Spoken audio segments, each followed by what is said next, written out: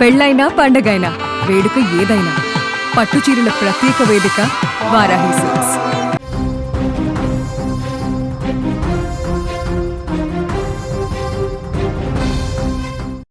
Big breaking news చూస్తున్నాం. Iran Israel యుద్ధంలో ఇప్పుడు పాకిస్తాన్ ప్రస్తావన ప్రపంచవ్యాప్తంగా చర్చకు దారితీస్తోందని చెప్పుకోవచ్చు.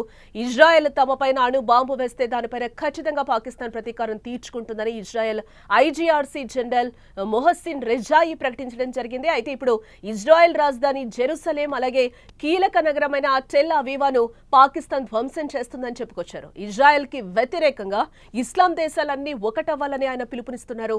తుర్కీయే, సౌదీ, పాకిస్తాన్ కలిసి రావాలని కూడా కోరుతున్నారు. ఒక్క దేశం ముందడుగు వేసినా రాత్రికి రాత్రే తమ బలబలాలు మారిపోతాయని కూడా చెప్పుకొచ్చారు. ఇదిలా ఉంటే ఇరాన్ ఇజ్రాయెల్ మధ్య భీకర పోరైతే కొనసాగుతోంది. ఇజ్రాయెల్లో అనేక ప్రాంతాలను టార్గెట్ చేస్తూ ఇరాన్ దాడులు చేస్తూ వస్తోంది. ఇటు ఇజ్రాయెల్ దాడులతో ఇరాన్లో కూడా భీతవహ పరిస్థితులు అయితే కనిపిస్తున్నాయి. అయితే పాకిస్తాన్ ఇజ్రాయెల్ పైన అణు బాంబు వేసేందుకు సిద్ధమైతే పరిస్థితి ఎలా ఉంటుంది? ఈ అంశాలపై మా న్యూస్ ఎడిటర్ తిరుమల మరింత సమాచారాన్ని అందిస్తారు. తిరుమల, ఇప్పుడు నేను చెప్పినట్టు ఇజ్రాయెల్ తమపై అణుబాంబు ప్రయోగిస్తే పాకిస్తాన్ రంగంలోకి దిగి దానిపై న్యూక్లియర్ అటాక్ చేస్తుంది. పాక్ నుంచి స్పష్టమైన హామీ వచ్చింది అని కూడా మొహసిన్ చెప్తున్న పరిస్థితి కనిపిస్తుంది. ఈ వ్యాఖ్యల్ని మనం ఏ విధంగా చూడాలంటారు? జానకి, ఒక విషయాన్ని ఇక్కడ చాలా స్పష్టంగా చూడాలి. ఎప్పుడైతే పహల్గాం దాడి తర్వాత పాకిస్తాన్ భారతదేశాన్ని పదే పదే అణుబాంబుతో బెదిరింపులకు పాల్పడింది. పాకిస్తాన్ అణుదాడి చేస్తాం, ఇండియా పైన దాడి చేసేందుకు మా దగ్గర 130 అణుబాంబులు సిద్ధంగా ఉన్నాయి, ఏ క్షణమైనా భారతదేశం పైన దాడి చేస్తామని చెబుతూ వచ్చింది పాకిస్తాన్. ఆపరేషన్ సింధూర్ తర్వాత పాకిస్తాన్ కనీసం తమ దేశంలో ఉన్న వైమానిక స్థావరాలను కూడా కాపాడుకోలేకపోయింది. చైనా నుంచి తెచ్చుకున్న యాంటీ డిఫెన్స్ సిస్టమ్ను కూడా భారత క్షిపణులు ధ్వంసం చేయగలిగినాయి. ఆయుధాల విషయంలో కానీ ఆయుధ సంపత్తి విషయంలో కానీ అత్యంత బలహీనంగా ఉన్న పాకిస్తాన్ ఇరాన్కు ఒక హామీ ఇచ్చింది. ఆ హామీ ఏంటంటే, ఒకవేళ ఇజ్రాయెల్ మీ పైన అణుదాడి చేస్తే దానికి ప్రతీకారంగా ఇస్లామాబాద్ ఇజ్రాయెల్ పైన అణుదాడి చేస్తుందని హామీ ఇచ్చినట్టుగా ఇప్పుడు ఎవరైతే Israel IRGC general Mohsen Rezaei చెప్తున్నారు. జనరల్ మొహసిన్ రెజాయి నిన్న ఇరాన్కి సంబంధించిన ఒక అఫీషియల్ టీవీ ఛానల్కి ఇంటర్వ్యూ ఇచ్చారు. ఈ ఇంటర్వ్యూలో చాలా స్పష్టంగా చెప్పారు, మాకు పాకిస్తాన్ అండగా ఉంది, పాకిస్తాన్ మద్దతు మాకు పూర్తి స్థాయిలో ఉంది, పాకిస్తాన్ మాకేమైనా జరిగితే ఇజ్రాయెల్తో యుద్ధం చేయడానికి రెడీగా ఉందని చెప్పుకొచ్చే ప్రయత్నం చేశారు. కానీ సిచ్యువేషన్స్ దానికి అనుకూలంగా లేవనేది ప్రపంచం మొత్తానికి తెలుస్తుంది. ఎందుకంటే పాకిస్తాన్ ఎప్పుడైతే భారత్ పాకిస్తాన్ మధ్య ఆపరేషన్ సింధూర్ తర్వాత పాకిస్తాన్ ప్రధానమంత్రి షెహబాజ్ షరీఫ్ ఇజ్రాయెల్కి వెళ్ళారు. ఇజ్రాయెల్లో అక్కడి సుప్రీం లీడర్ ఖమేనీతో భేటీ అయ్యారు. ఖమేనీతో భేటీ సందర్భంలో కొన్ని కీలకమైన వ్యాఖ్యలు కూడా చేశారు. ఇరాన్ పాకిస్తాన్ కలిసే ఉంటాయని చెప్పేసి ఇరాన్కి వెళ్ళినప్పుడు అక్కడి నుంచే భారత్ పైన కొన్ని ఆరోపణలు కూడా చేశాడు పాకిస్తాన్ ప్రధానమంత్రి. అయితే ఈ సందర్భంలోనే మేము భారత్ పైన యుద్ధం గెలిచామని చెప్పాడు. అదే సందర్భంలోనే మళ్ళీ ఇంకో మాట కూడా చెప్పారు, మేము ఊహించక ముందే భారత్ మా పైన దాడులకు తెగబడిందని చెప్పాడు. నిజానికి పాకిస్తాన్కి మాట మీద ఖచ్చితత్వం లేదు, పాకిస్తాన్కి మాట ఇచ్చి నిలబెట్టుకునే హామీ కూడా లేదు. ఇప్పుడు కూడా కొద్దిసేపటి క్రితమే అప్డేట్ చూస్తే ఖ్వాజా ఆసిఫ్ ఎవరైతే పాకిస్తాన్ విదేశాంగ శాఖ మంత్రి ఉన్నాడో జనరల్ మొహసిన్ చేసిన వ్యాఖ్యల్ని తీవ్రంగా ఖండించారు. మేము అటువంటి హామీ ఇవ్వలేదు, కాకపోతే ఇరాన్ యుద్ధంలో మేము ఇరాన్కి పూర్తి స్థాయి మద్దతు ఇస్తాం, ఇరాన్కి కావాల్సిన సహాయ సహకారాలు అందిస్తామని చెప్పారు తప్ప ఇజ్రాయెల్ పైన అణుదాడి చేస్తాము, ఒకవేళ ఇరాన్ పైన అణుదాడులు చేస్తే మేము పాకిస్తాన్ అంటే ఇస్లామాబాద్ ఇజ్రాయెల్ పైన కూడా అణుదాడి చేస్తుంది, జెరూసలేం, టెలైవా ఈ సిటీల పైన దాడులు చేస్తుందని హామీ ఎక్కడ ఇవ్వలేదని పాకిస్తాన్ విదేశాంగ శాఖ కొద్దిసేపటి క్రితమే ఒక ప్రకటన చేసింది. నిజానికి అంటే తినడానికి తిండి లేదు కానీ మీసాలకు సంపంగ నూనె అంటారు కదా, పాకిస్తాన్ పరిస్థితి అలా కనిపిస్తుంది. తనను తాను కాపాడుకోవడానికే శక్తి లేని పాకిస్తాన్ చైనా పైన, టర్కీ పైన ఆధారపడుతుంది, అమెరికా దగ్గరికి వెళ్ళి కాళ్ళ వేళ్ళ పడుతుంది. ఇదంతా ఈ పరిణామాలు ఇంకా సింపుల్గా చెప్పొచ్చు. ఇక్కడ ఇంకో విషయం ఏంటంటే, ఇజ్రాయెల్కి అమెరికా పూర్తి స్థాయి మద్దతు ఇస్తుంది. డొనాల్డ్ ట్రంప్ చాలా స్పష్టంగా చెప్తున్నాడు, ఇరాన్ అణు ఒప్పందానికి వస్తే యుద్ధం ఆగిపోతుంది, అప్పుడే టెహరాన్ ఖచ్చితంగా అణు ఒప్పందానికి వచ్చే వరకు ఈ దాడి జరుగుతుందని డొనాల్డ్ ట్రంప్ చాలా స్పష్టంగా ఇరాన్ని హెచ్చరిస్తున్నారు. ఖచ్చితంగా అన్నీ మూసుకొని ఇరాన్ మా దగ్గరికి రావాల్సిందే అనే విధంలో ట్రంప్ మాట్లాడుతుంటే ఎదిరించే శక్తి పాకిస్తాన్కి ఉన్నదా అనేది ఇక్కడ అతిపెద్ద ప్రశ్న. ఎందుకంటే ఇజ్రాయెల్కి అన్ని రకాల సపోర్ట్ ఉంది. ట్రంప్ చెప్పడం వల్లే ఇరాన్ పైన దాడులు చేస్తుంది. ఎందుకంటే ఇరాన్ అణుబాంబులు తయారు చేస్తుంది. 9 ఇప్పటికే ప్రజా అవసరాలకు మించి యురేనియాన్ని శుద్ధి చేస్తూ వస్తుంది ఇరాన్. కాబట్టి ఇరాన్ ఏ క్షణమైన అంటే కొన్ని వారాల్లోనే 9 అణుబాంబులు తయారు చేసే శక్తి సామర్థ్యాల్ని ఇరాన్ పొందింది. కాబట్టి ఖచ్చితంగా ఇరాన్ని కంట్రోల్ చేయాలంటే అంటే మా దేశాన్ని కాపాడుకోవాలంటే ఇజ్రాయెల్కి దాడులు చేయడం తప్ప ఇంకో దారి లేదని ఇజ్రాయెల్ అధ్యక్షుడు బెంజమిన్ నెతన్యాహు చెప్తున్నారు. సో ఈ నేపథ్యంలో బెంజమిన్ నెతన్యాహు వాయిస్ అట్లాగే ట్రంప్ వాయిస్ ఈక్వల్గా ఉంది. డొనాల్డ్ ట్రంప్ ఏం చెప్తున్నాడో నెతన్యాహు కూడా అదే చెప్తున్నాడు. ఇటువంటి పరిస్థితుల్లో పాకిస్తాన్ అమెరికాపై ఇప్పుడు ఆధారపడి ఉంది. భారత్ వెంటాడుతుంటే తట్టుకోలేక అమెరికా దగ్గరికి వెళ్ళిన పాకిస్తాన్ ఇరాన్కి ఒకవేళ అండగా ఉన్నప్పటికీ ఇజ్రాయెల్ని ఎదిరించే శక్తి పాకిస్తాన్కి ఉన్నదా అనేది ఇక్కడ అతిపెద్ద ఆసక్తికరమైన క్వశ్చన్. ఇంకోటి ఏంటంటే ఇజ్రాయెల్ దగ్గర ఉన్న ఆయుధ సంపత్తితో పోలిస్తే ప్రపంచంలో అత్యంత బలమైన ఆయుధ సంపత్తి కలిగిన దేశం ఏదైనా ఉందంటే ఇజ్రాయెల్ కూడా ఉంది. అటువంటి ఇజ్రాయెల్ని ఎదుర్కొనే శక్తి పాకిస్తాన్కు ఉందా? అనుదాడి చేయగలదా ఇజ్రాయెల్ పైన పాకిస్తాన్ అనేది ఇక్కడ చర్చకు వస్తున్న విషయం. అందుకే పాకిస్తాన్ చాలా తెలివిగా చూడండి, ఇరాన్తో చర్చల సమయంలో ఇరాన్కి మధ్య ఈ ఉద్రిక్తతల నేపథ్యంలో ఇరాన్లో పర్యటించిన పాకిస్తాన్ ప్రధానమంత్రి గుడ్డిగా హామీలు ఇచ్చి వచ్చినట్టుగా తెలుస్తోంది. ఇప్పుడు యుద్ధం మొదలైన తర్వాత ఆ సిచ్యువేషన్ చూసి అంటే పశ్చిమాసియాలో ఉద్రిక్త పరిస్థితులు నెలకొని ఉన్నాయి. ఈ సిచ్యువేషన్ చూసి పాకిస్తాన్ మళ్ళీ యూటర్న్ తీసుకున్నట్టుగా తెలుస్తుంది. నిజానికి పాకిస్తాన్కి అంత శక్తి లేదు, సామర్థ్యం లేదు. ప్రపంచ దేశాలకు ఒక్కసారి మనం ఎంక్వైరీ చేసినా కూడా చాలా స్పష్టంగా నెట్లోకి వెళ్ళి మనం రీసెర్చ్ చేస్తే పాకిస్తాన్ శక్తి ఎంత అనేది ఇంతవరకే అంచనా లేదు. ఇదిలా ఉంటే భారత బ్రహ్మోస్ క్షిపణులు నేరుగా వెళ్ళి పాకిస్తాన్లో ఉన్న కిర్నా పర్వతాలపైన కూడా దాడులు చేసినట్టుగా ఒక చర్చ జరిగింది ప్రపంచవ్యాప్తంగా. కిర్నా పర్వతాల్లోనే పాకిస్తాన్కి సంబంధించిన అణుబాంబులు ఉన్నాయి. అక్కడ రేడియేషన్ విడుదలవుతోంది. అక్కడ నుంచి గ్రామాలని ఖాళీ చేయిస్తుంది పాకిస్తాన్ అనే చర్చ కూడా జరుగుతుంది. అసలు వాళ్ళ దగ్గర ఇప్పుడు బాంబులు ఎంత సురక్షితంగా ఉన్నాయి, దాడికి అనుకూలంగా ఉన్నాయా లేదా అన్నది కూడా ఆసక్తికరమైన విషయం.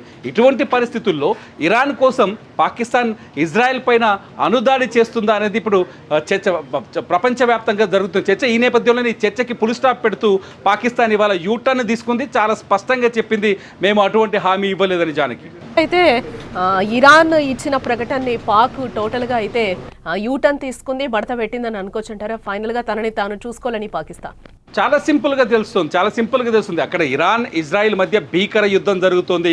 కొద్దిసేపటి క్రితమే జెరూసలేం పైన టెలైవై పైన ఇప్పుడే ఇరాన్ మళ్ళీ బాంబు దాడి చేసింది. దీంతో ఐరన్ డోమ్ను కూడా యాక్టివేట్ చేసింది ఇజ్రాయిల్. ఐరన్ డోమ్ ద్వారా ఇరాన్ చేస్తున్న క్షిపణి దాడులను ఎదుర్కొనే ప్రయత్నం చేస్తుంది. ఇజ్రాయిల్ దగ్గర ఉన్న అతిపెద్ద శక్తివంతమైనది ఐరన్ డోన్ని కాదని ఇరాన్ దాడి చేస్తే, ఎందుకంటే ఇరాన్ ఒకటే యుద్ధం చేయట్లేదు, అక్కడ కంటిన్యూగా ఇరాన్ ప్రతిరోజు యుద్ధంలోనే ఉంది. ఒక రకం ఇజ్రాయెల్ కంటిన్యూగా యుద్ధంలోనే ఉంది. ఈ పరిస్థితుల్లో ఇరాన్ కూడా తీవ్రంగా నష్టపోతుంది. ఈ ఐరన్ డోమ్ ఓపెన్ చేస్తున్న ఈ పరిస్థితుల్లో ఇజ్రాయెల్ని కొట్టే శక్తి ఎవరికీ లేదు. పాకిస్తానీ కేవలం మేకపోతు గాంభీర్యం తప్ప శక్తివంతమైన మాట కాదు, తెలివైన మాట కూడా కాదనేది మాత్రం ప్రపంచవ్యాప్తంగా అందరికీ అర్థమవుతోంది. జానకి ఎస్, అంటే తిరుమల ఇక్కడ ఇంకోటి కూడా మనం చూడాలి. అంటే ఇతర దేశాలతో కలిసి ఇస్లామిక్ ఆర్మీని ఏర్పాటు చేయాలి అని కూడా మొన్సిన్ ప్రధానంగా కొన్ని కీలక వ్యాఖ్యలు అయితే చేస్తున్న పరిస్థితి.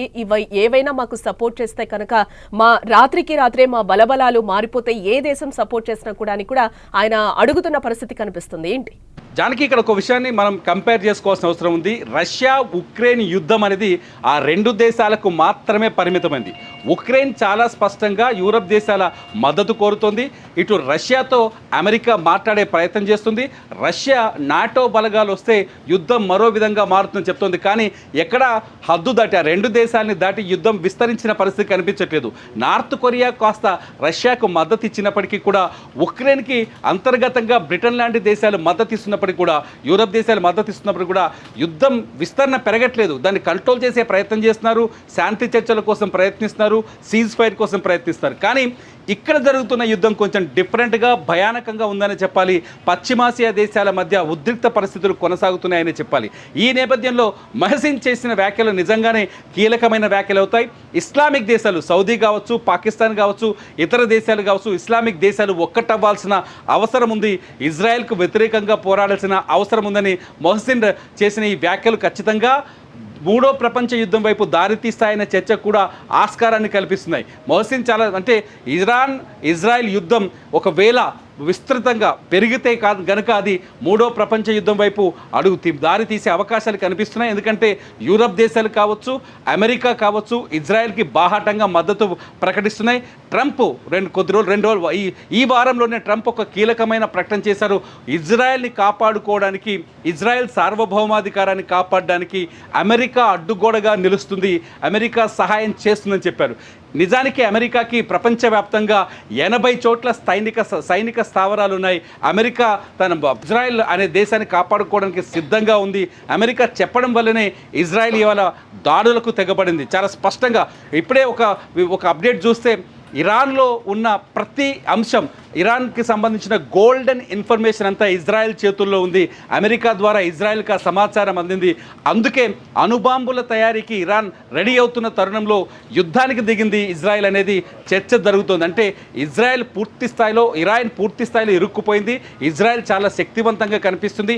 ఒకవేళ మహసిన్ చేసినట్టు ఇస్లామిక్ దేశాలన్నీ ఒక్కతాటిపైకి వస్తే, ఇస్లామిక్ దేశాలన్నీ ఒకరికొకరు సహకరించుకోవడానికి వస్తే మూడో ప్రపంచ యుద్ధం మొదలైనట్టే అవుతుంది. కానీ అవుతుందనే చర్చ కూడా నడుస్తుంది. అది కూడా ప్రపంచ యుద్ధంగా మారే అవకాశం స్పష్టంగా కనిపిస్తుంది. జానకి రైట్ తీర్మానం. ఎస్, మొత్తంగా మనం చూడొచ్చు ఇక్కడ.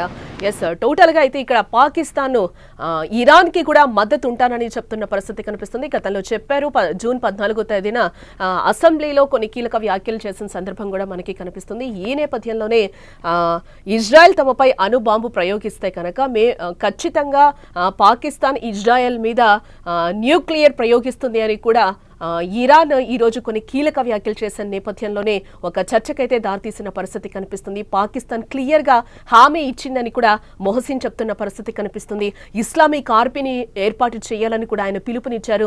ఇజ్రాయెల్కు వ్యతిరేకంగా పోరాడాలని పిలుపునివ్వడం జరిగింది. ఏ ఒక్క ఇస్లామిక్ స్టేట్ కానీ మాకు సపోర్ట్ చేస్తే రాత్రికి రాత్రే బలబలాలు మారిపోతాయని కూడా మొహసిన్ కొన్ని కీలక తీవ్రమైన వ్యాఖ్యలు చేశారు. ఇరాన్ కానీ ఇజ్రాయెల్ యుద్ధంలో ఇప్పుడు పాకిస్తాన్ ప్రస్తావన ప్రపంచ వ్యాప్తంగా చర్చకు దారితీసిందని కూడా మనం చెప్పుకోవచ్చు. ఇజ్రాయెల్ తమ పైన అణుబాంబు వేస్తే దానిపైన ఖచ్చితంగా పాకిస్తాన్ ప్రతీకారం తీర్చుకుంటుందని కూడా ఇజ్రాయెల్ ఐజీఆర్సీ జనరల్ మొహసిన్ రెజాయి ప్రకటించడం జరిగింది. ఈ వ్యాఖ్యలు ఇప్పుడు తీవ్ర దుమారమే రేపుతున్నాయి. ఇజ్రాయెల్ రాజధాని జెరూసలేం అలాగే కీలక నగరమైన టెల్ అవీవ్ను పాకిస్తాన్ ధ్వంసం చేస్తుందని కూడా చెప్పుకొచ్చారు. ఇజ్రాయెల్కి వ్యతిరేకంగా ఇస్లాం దేశాలన్నీ కూడా ఒకటవ్వాలని ఆయన పిలుపునిస్తున్న పరిస్థితి కనిపిస్తుంది. ఇటు తుర్కీయే కానీ సౌదీ, పాకిస్తాన్ కలిసి రావాలని కూడా కోరుతున్నారు. ఒక్క దేశం ముందడుగు వేసినా కూడా రాత్రికి రాత్రే బలబలాలు మారిపోతాయని కూడా చెప్పుకొస్తున్నారు. ఇక ఇదిలా ఉంటే ఇటు ఇరాన్ ఇజ్రాయెల్ మధ్య భీకర పోరైతే కొనసాగుతుంది. ఇజ్రాయెల్లో అనేక ప్రాంతాలను టార్గెట్ చేస్తూ కూడా ఇరాన్ దాడులు చేస్తూ వస్తుంది. ఇటు ఇజ్రాయెల్ దాడులతో ఇరాన్లో కూడా భీతావహ పరిస్థితి కనిపిస్తుందని చెప్పుకోవచ్చు. అయితే పాకిస్తాన్ ఇజ్రాయెల్ పైన అణుబాంబు వేసేందుకు సిద్ధమైతే పరిస్థితి ఎలా ఉంటుందో కూడా చూడాల్సిన అంశం. تمام کشورهای عربی تماس گرفتن و گفتن ما از شما حمایت میکنیم. پاکستان گفته اگر اسرائیل بخواد بمب اتم بزنه ما به اسرائیل بمب اتم خواهیم زد. احساسات مسلمان‌ها تو منطقه فوق‌العاده رو به افزایش خواهد بود. هرچی ما قوی‌تر عمل کنیم، هرچی مردم ما همراهی بیشتری با نیروهای مسلح عمل کنن، ما از این گردن عبور کنیم، اون طرفش یک اقیانوسی از پیشرفت سیاسی، نظامی، اقتصادی انشاءالله جلوی ملت ما خواهد بود.